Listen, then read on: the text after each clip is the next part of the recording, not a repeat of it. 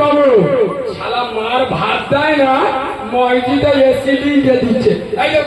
তোমাদের মসজিদে ওই রোজার সময় ইফতার দেওয়ার সিস্টেম আছে? আরে প্রতিদিন একজন দুজন করে ইফতার দেবে, আছে না? রোজার আগে শুক্রবার ইমাম সাহেব লিখতে কে কবে ইফতারি দেবে, পরিমুটা বদল হুজুর হুজুর আমার নামটা লিখে নেন। পরপর 3 দিন গ্রামের লোকের চোখ নীল হয়ে যায়, খেয়ে চোখ বুড়ি হয়ে যায়। পরপর কদিন আমি নবীর মেম্বারে বসে বলছি, তলায় হাত দিয়ে খবর নেন কাউরা গোটা রমজান মাসে মার 1 কিলো আপেল কিনে দেয়, আর 3 দিন মসজিদে ইফতার দিচ্ছে। আর কিছু কিছু হারাম করা আছে, এরা ওসব ডাকে না, পেলি হলো বিসমিল্লাহ। না কথা বলে না,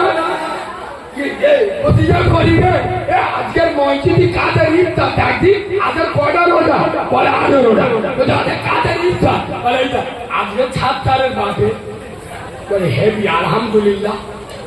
আগের বছর হালিম দিল, এবারে মুরগির বই দেবে। ঠিক বলছি না ভুল বলছি?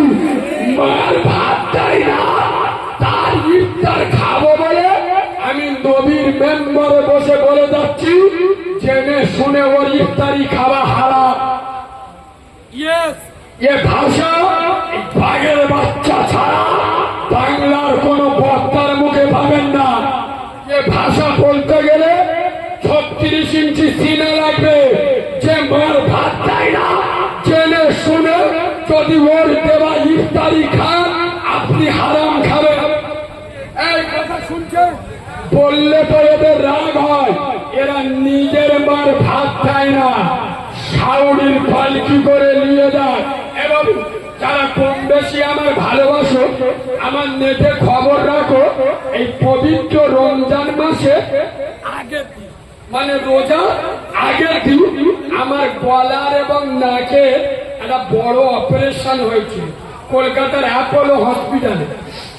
আমার 3 মাস কথা বলার নিষেধ, কিন্তু আমি ঈদের দিনতে জলসা বাধ্য করে শুরু করে দিলাম, এসব 1 বছর আগে যে দাবার নেওয়া। তো আমি পুরো রমজান মাস চুপ করেছিলাম, একটাও ফোন তুলি। একটা যুবক ছেলে আমার মেসেজ করে, মানে আমি ফোন তুলছি না, ও মেসেজ করে, কারিমুল্লাহ ভাই আমি যুবক ছেলে, আমার 22টাই